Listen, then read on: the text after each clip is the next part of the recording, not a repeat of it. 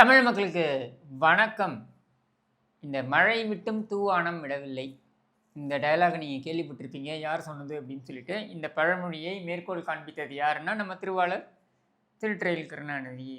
எங்க அப்படின்னா, இலங்கை போர் அந்த இறுதி கட்டத்தின் பொழுது, அந்த மக்கள் அங்கே அவதிப்பட்டு கொண்டிருக்கிறார்கள் அப்படின்ற ஒரு சூழல்ல எல்லாரும் போய் கதர்றாங்க. அப்பொழுது இருந்த முதலமைச்சராக இருந்த கருணாநிதியிடம் எல்லாரும் கதறுகிறார்கள். நீங்க வந்து மத்தியில அங்கம் வகிக்கக்கூடிய அந்த காங்கிரஸ் அரசாங்கம் இலங்கை அரசாங்கத்திற்கு துணை போகிறது அப்படின்ற நிலைமையில நீங்கள் நினைத்தால் போரை நிறுத்திவிடலாம். இறுதி கட்டத்தில் இருக்கிறார்கள். மக்கள் எல்லாரும் வந்து ஒரு இடத்துல போய் அடைக்கப்பட்டிருக்கிறார்கள். முள்ளிவாய்க்கால் என்ற ஒரு இடத்துல அடைக்கப்பட்டிருக்கிறார்கள் அப்படின்ற நிலையில நீங்கள் ஏதாவது செய்யுங்கள் என்று சொல்லப்பட்ட பொழுது, கருணாநிதியுடைய அந்த உண்ணாவிரத நாடகம் இதெல்லாம் நம்ம பார்த்தோம். மெரினா கடற்கரையில் கால் மாட்டில் இது துணைவி, தலைமாட்டில் மனைவி, ஏர் கூலர், டபுள் காட் எல்லாம் போட்டு அதெல்லாம் நம்ம பார்த்தோம். அதோடைய நீட்சியாக பார்த்தீங்கன்னாக்கா, சிதம்பரம் அவர்கள் அப்பொழுது உள்துறை அமைச்சராக இருந்தார்னு நினைக்கிறேன். அவர் வந்து பேசிய நிலையில் போர் நின்று விட்டது அப்படின்னு கருணாநிதி அறிவிப்பு கொடுத்து அந்த உண்ணாவிரதத்தை, அதாவது காலை சிற்றுண்டியிலிருந்து மதிய உணவுக்கு இடைப்பட்ட நேரத்தில் அந்த 1 மணி நேர உண்ணாவிரதத்தை முடித்து கொண்டு கருணாநிதி கிளம்பிட்டார் கோல்மார்புர வீட்டுக்கு. அப்போது பார்த்தீங்கன்னா, இந்த மக்கள் எல்லோரும் கருணாநிதியே சொல்லிவிட்டார். ஏன்னா இவர் தமிழின காவலர் ஆச்சு, சரியா? அதனால் வந்து இவர் வந்து கருணாநிதியே சொல்லிவிட்டார், போர் நின்று விட்டது அப்படின்னு சொல்லிவிட்டார் என்று நம்பி அந்த பதுங்கு குழியிலிருந்து வெளியே வருகிறார்கள் மக்கள். அப்போ வெளியே வரும்பொழுது அவர்கள் மீது கொத்து குண்டுகள் போடப்படுகிறது அப்படின்றது குற்றச்சாட்டு. அவர்கள் கொல்லப்பட்டார்கள் அப்படின்ற குற்றச்சாட்டு வந்த பொழுது எல்லாருக்கும் அதிர்ச்சி ஆகுது. என்னங்க இவ்வளோ பெரியவர், இவ்வளோ வயசானவர், இவ்வளோ ஒரு மூத்த தலைவர், இவர் வந்து ஒரு ஸ்டேட்மெண்ட் கொடுக்குறாரு, அதாவது ஒரு முதலமைச்சராக இருந்து ஒரு ஸ்டேட்மெண்ட் கொடுக்குறாரு. அப்படி கொடுத்தோம் இந்த அதை நம்பி வெளில வந்த மக்களை வந்து கொல்றாங்களே அப்படின்னு கேட்ட பொழுது கருணாநிதி சொன்ன பதில் தான், மழை விட்டும் தூவானம் விடவில்லை அப்படின்னு சொல்லிட்டு ரொம்ப அசால்ட்டாக அதை கடந்து போகிறார். இப்போ அதே தான் இவருடைய மகன் பார்த்தீங்கன்னா, இந்த தேர்தல் என்கிற அந்த மழை விட்டும் தூவானம் விடவில்லைங்கிற கதையாக இன்னமும் புலம்பல் தொடர்ந்து கொண்டே இருக்கிறது. வேறு வேறு ரகத்தில் வேறு வேறு டிசைனாக புலம்புறாங்கன்னு சொல்லுவாங்க இல்லையா? அந்த மாதிரி டிசைனாக புலம்பிக்கிட்டு இருக்காங்க. அதில் பார்த்தீங்கன்னா, முதல் நாள் நான் வந்து பொறுப்பை ஏற்றுக்கொள்கிறேன், அதாவது தேர்தல் தோல்விக்கான பொறுப்பை முழுவதுமாக நான் ஏற்றுக்கொள்கிறேன் அப்படின்னு சொன்னது. நீ பொறுப்பை ஏற்றுப்பா, நான் உன் மகன் வந்து எதிர்கட்சி தலைவர், சரி அதை விட விட்டுருங்க, அதுவும் உங்கள் கட்சியுடைய வழிமுறைன்னே வச்சுப்போம். அடுத்து பார்த்தீங்கன்னாக்க இன்ஸ்டாகிராம் அதனால்தான் இந்த ஆட்சி வந்தது அப்படின்னு சொல்லிட்டு, சரி அதுக்கு அடுத்தது பார்த்தீங்கன்னாக்கா இந்த ஆட்சி 5 ஆண்டுகள் நீடிக்காது. இன்னும் கொஞ்சம் போச்சுனாக்கா அந்த முதல்வன் படத்தில் ஒரு மண்ணை வாரி வாரி போடுமா மனோரமா போடுவாங்க தெரியுமா? அந்த மாதிரி மண்ணை வாரி வாரி அடிப்பா போல இருக்கு ஸ்டாலின். நீ நல்லா இருக்க மாட்டீங்கடா, நீங்கள் உருப்பிட மாட்டீங்கடா அப்படின்னு சொல்லிட்டு இந்த மாதிரி ஒவ்வொரு நாளும் ஒவ்வொரு புலம்பல் இவர்களால் ஜீரணிக்கவே முடியல. அதிமுக ஆட்சிக்கு வந்திருந்தா கூட இவங்க ஓரளவுக்கு அதை ஜீர்ணிச்சிருப்பாங்க போல இருக்கு. ஆனால் விஜய்ங்கிற நபர் அங்கே வந்து அமர்ந்து விட்டார் அப்படின்றத இவங்களால ஜீர்ணிக்க முடியல. ஏன்னா ஒரு அரசியலில் நுழைந்து 2 ஆண்டுகள் மட்டுமே ஆன ஒரு அரசியல் கட்சி நம்மளை வந்து தோக்கடித்ததோடு இல்லாமல், அதுவும் குளத்தூர்லேயே ஸ்டாலினை தோக்கடித்ததோடு இல்லாமல் இன்றைக்கி ஆட்சியிலையும் வந்து உட்காந்துட்டாங்களே, நம்ம என்னென்னமோ முயற்சி பண்ணோம் ஆனால் எதுவும் நடக்கலையே அப்படின்றது தான் அவங்களுடைய அந்த எண்ண ஓட்டம். அதாவது விரக்தி சொல்லுவாங்க தெரியுமா, விரக்தியின் விளிம்பிற்கே சென்று விட்டார்கள். அந்த மாதிரி விரக்தியின் விளிம்பிற்கே சென்று விட்டு தான் ஒவ்வொரு நாள் ஒவ்வொரு மாதிரியான ஒரு புலம்பல். அப்போ இந்த புலம்பல் எல்லாம் எந்த அளவுக்கு போகுது அப்படின்னா, மக்களை குறை கூறுவது, அப்புறம் வந்து ஆட்சியாளர்கள் வந்து என்ன திறமையை காட்டி விட்டார்கள், என்ன செய்து விட்டார்கள் அப்படின்லாம் 12 நாள் தான் ஆச்சு, 13 நாள் தான் ஆகுது இன்னையோட சேர்த்து ஆட்சிக்கு வந்து. ஆனால் 13 நாட்கள் இவங்களுக்கு வந்து மந்திரத்தில் மாங்காய் காய்த்து விட வேண்டும்.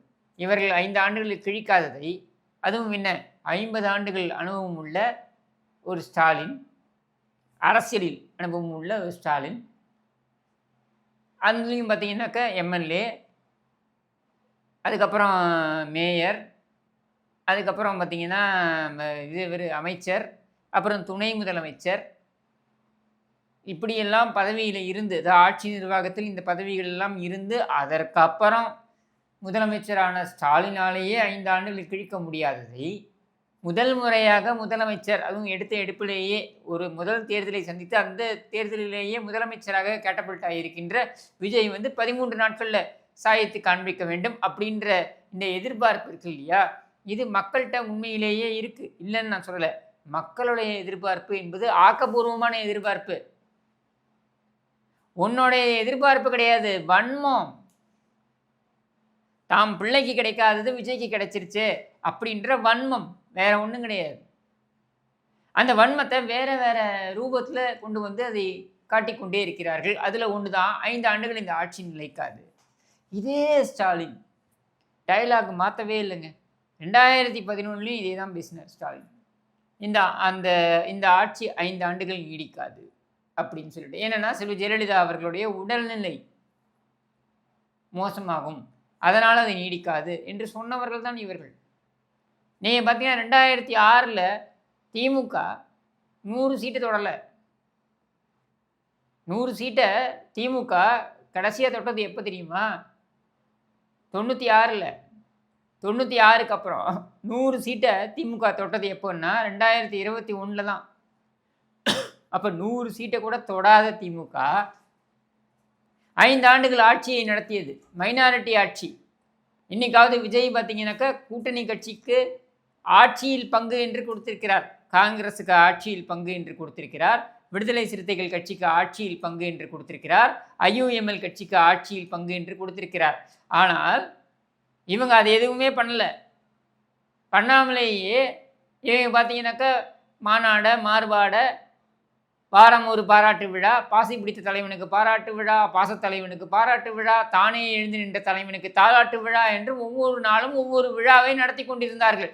இந்த அலங்கோலமெல்லாம் நடந்து கொண்டிருந்த பொழுது பாமகவும் காங்கிரசும் வெளியிலிருந்து ஆதரவு கொடுத்து கொண்டிருந்தார்கள். அந்த ஆட்சியே 5 ஆண்டுகள் நடந்த பொழுது இந்த ஆட்சியில் பங்கு என்பதனை கொள்கை வரைவாக அவர்கள் ஆரம்பத்திலேயே பிரகடனப்படுத்தி, அது தேர்தல் சந்திக்கும் பொழுது அவங்களுக்கு கூட்டணி கட்சி இல்லை என்றாலும் கூட தேர்தலுக்கு பிறகு அவர்களுக்கு ஒரு கூட்டணி அமைந்து அந்த கூட்டணியின் அடிப்படையில் கூட்டணியோ இல்லை ஆதரவோ, ஏன்னா திருமா போன்றவர்கள்லாம் பார்த்தீங்கன்னா நான் இந்த கூட்டணியிலும் இல்லை, அந்த கூட்டணியும் இல்லை, எந்த கூட்டணியிலையும் இல்லை, ஆனால் விஜய்க்கு என்னுடைய ஆதரவு என்று சொல்லி ஒரு அமைச்சரவையும் வாங்கியிருக்கார். IUML பொறுத்த வரைக்கும் அவங்க சொல்லிட்டாங்க ரொம்ப தெளிவாக, நாங்கள் இந்த கூட்டணியோட இணைகிறோம்னு. அதே போல் காங்கிரஸ் பார்த்தீங்கன்னாக்கா அவங்களும் நாங்கள் இந்த கூட்டணியோட இணைகிறோம்னு சொல்லிட்டாங்க. அது மட்டும் இல்லாமல் திமுகவை கழுவி ஊற்றுறாங்க டெய்லி, தினம். அப்போது இப்படியெல்லாம் இருக்கக்கூடிய ஒரு சூழலில் ஸ்டாலின் எத்தை தின்றால் பித்தம் தெளியும் என்கிற அளவில் இப்போ பார்த்தீங்கன்னாக்கா தினம் ஒரு சாபம், தினம் ஒரு புலம்பல். ஏன்னா அது கருணாநிதியுடைய வழி வந்தவர் தானே. கருணாநிதி என்ன சொன்னார்? மக்களை பார்த்து, எம்ஜிஆருக்கு ஓட்டு போட்ட மக்களை எல்லாம் பார்த்து சோற்றால் அடித்த பிண்டங்கள் என்றார். இன்னைக்கு ஸ்டாலின் என்ன சொல்கிறாரு? இன்ஸ்டாகிராமால் அடித்த பிண்டங்கள் என்கிறார். ஒருபடி மேலே போயிட்டு நீ 5 ஆண்டுகள் நீ ஆட்சி நடத்த மாட்டேன்னு சாபம் போடுகிறார்.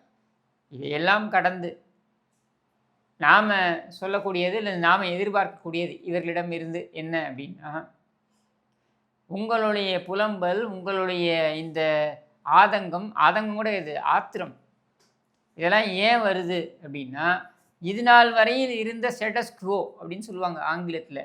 அந்த ஸ்டேட்டஸ் குவோ அப்படின்றது, அதாவது இவர்கள் இல்லை என்றால் இவர்கள் அப்படின்னு இருந்த அந்த ஒரு நிலை இருக்கு இல்லையா, இது மாற்றம் கண்டிருக்கிறது. உண்மை என்ன தெரியுமா? நமக்கு பிடித்திருக்கிறதோ இல்லையோ, நான் தாவேக்காக்கு ஓட்டு போடலை, நான் ஓட்டு போட்டது அதிமுகவுக்கு, சரியா? ஆனால் யதார்த்த உண்மை என்னன்னா, இன்னைக்கு திமுகவுடைய தலைவராக இருக்கக்கூடிய ஸ்டாலினாக இருக்கட்டும், அல்லது திமுகவுடைய அடுத்த தலைவராக வர இருக்கின்ற உதயநிதியாக இருக்கட்டும், அல்லது அதிமுகவுடைய பொதுச்செயலாளர் திரு எடப்பாடி பழனிசாமி அவர்களாக இருக்கட்டும், இவங்க 3 பேருமே விஜய் என்கிற அந்த ஆளுமையுடன் செல்வாக்குங்கிற அடிப்படையில் தோற்று போய்விட்டார்கள் அப்படின்றது தான் கசப்பான உண்மை. பிடித்திருக்கோ பிடிக்கலையோ இதான் உண்மை, சரியா? இதை எல்லாரும் ஏற்றுக்கணும். இப்போ தேர்தலை சந்தித்தோம், தேர்தலை 4 அணிகளாக சந்தித்தார்கள். 4 அணியோ 5 அணியோ, பட் 4 பிரதான அணிகள்னு வச்சுப்போம். இந்த 4 அணிகளில் திமுக தலைமையில் ஒரு அணி அது ஸ்டாலினை முன்னிறுத்தியது. அதிமுக தலைமையில் ஒரு அணி அது திரு எடப்பாடி பழனிசாமி அவர்களை முன்னிறுத்தியது. தாவேகா முதலமைச்சர் விஜய், இன்னைக்கு முதலமைச்சராக இருக்கக்கூடிய விஜய் முன்னிறுத்தியது. சீமான் தலைமையில், அண்ணன் சீமான் அவர்கள் தலைமையில் பார்த்தீங்கன்னாக்கா நாம் தமிழர் கட்சி, இதுதான் பிரதான அணிகளாக இருந்ததுன்னு வச்சுப்போம். இதில் மிக தெளிவாக இவங்க எல்லாருமே தோத்துட்டாங்க. யாருக்கு முன்னால்?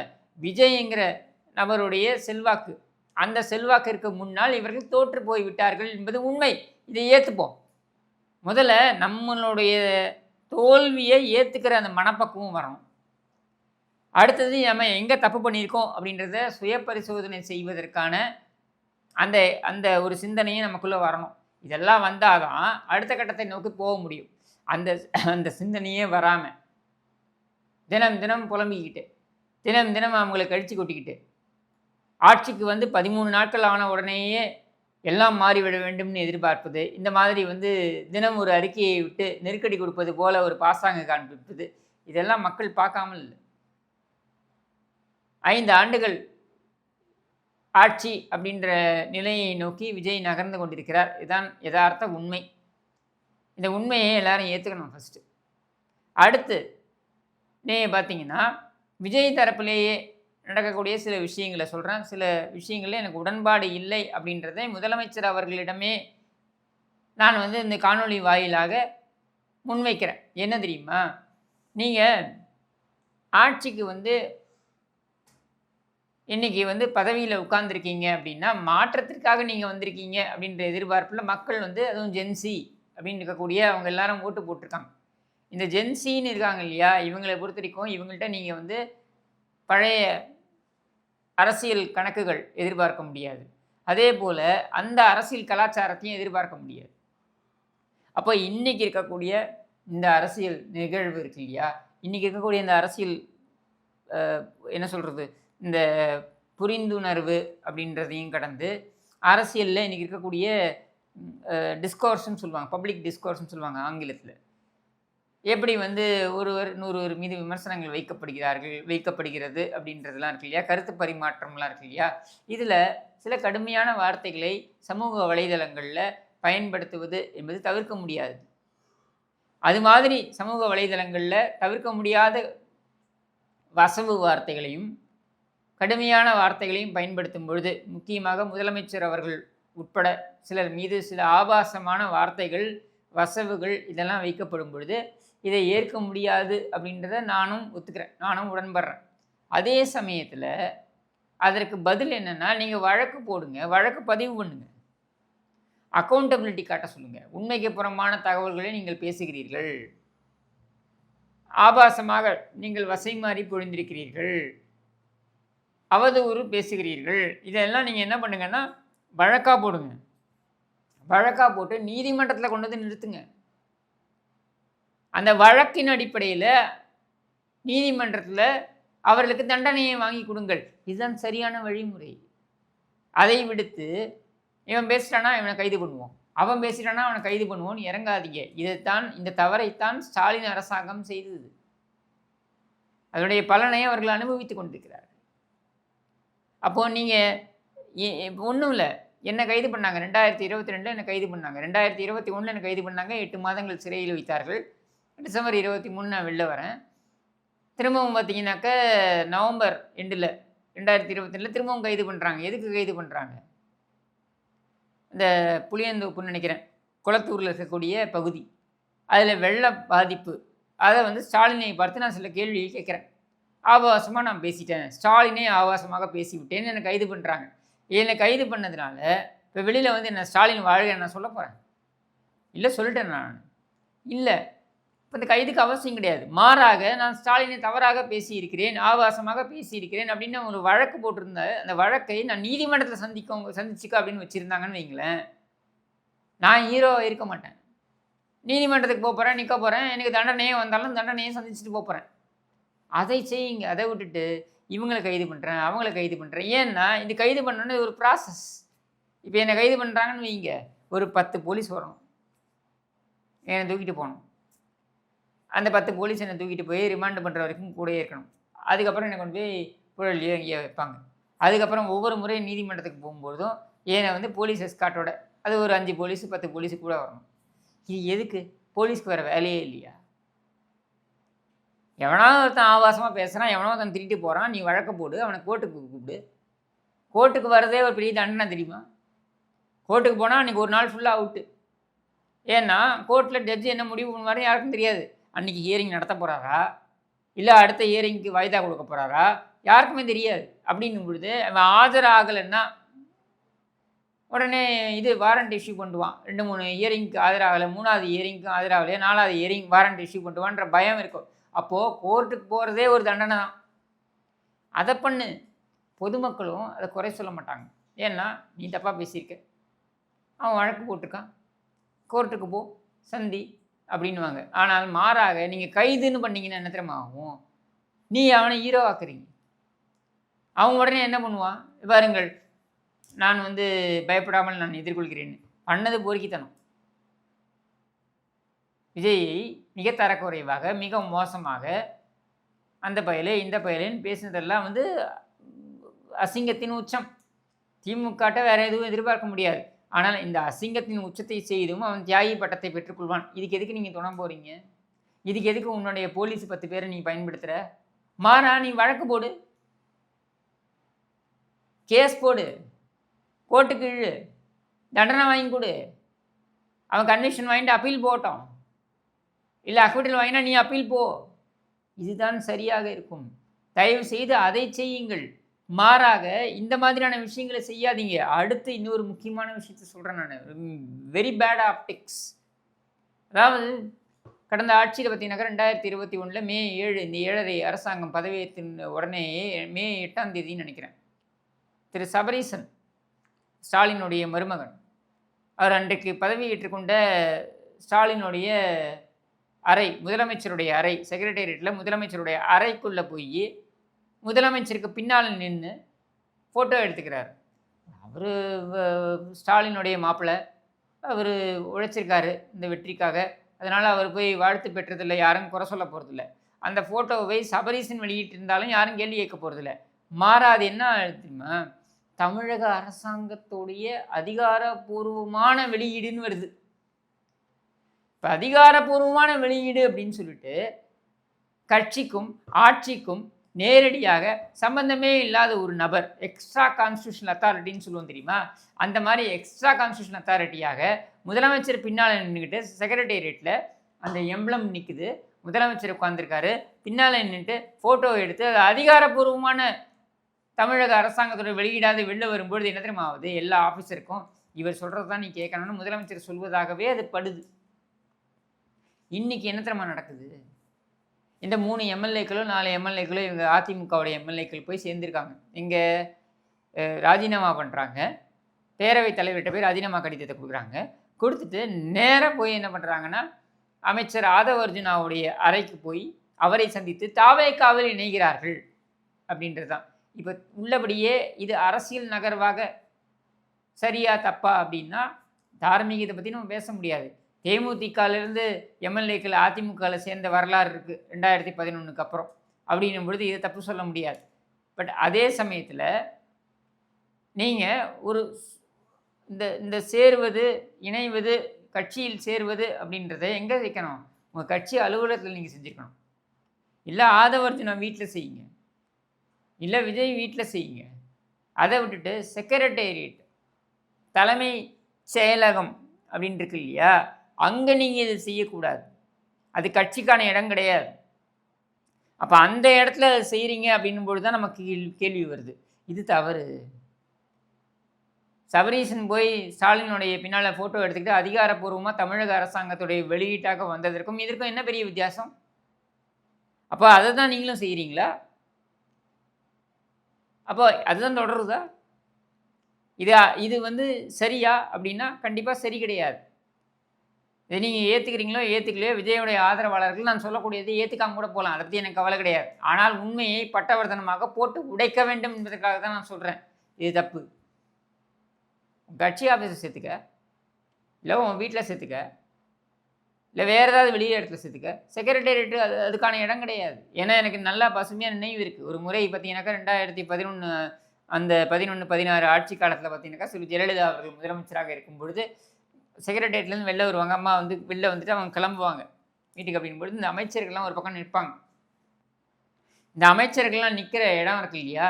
இந்த இடம் தனியா இருக்கும். பிரஸ் தனியா நின்னுட்டுருப்பாங்க. எதிர வந்து நாங்க நின்னுட்டுருப்போம். ஆதரவாளர்கள்லாம் நாங்க நின்னுட்டுருப்போம். அப்போ அவங்க வராங்க, சிஎம் வெளில வராங்கன்னும்போது எல்லா அமைச்சர்களும் வந்து வணக்கம் வைப்பாங்க.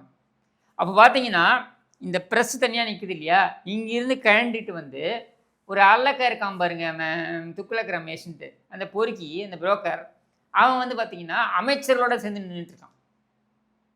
இத கான்வாய்ல நோட் பண்ணிட்டாங்க சிஎம். உடனே நிறுத்துறாங்க கான்வாய.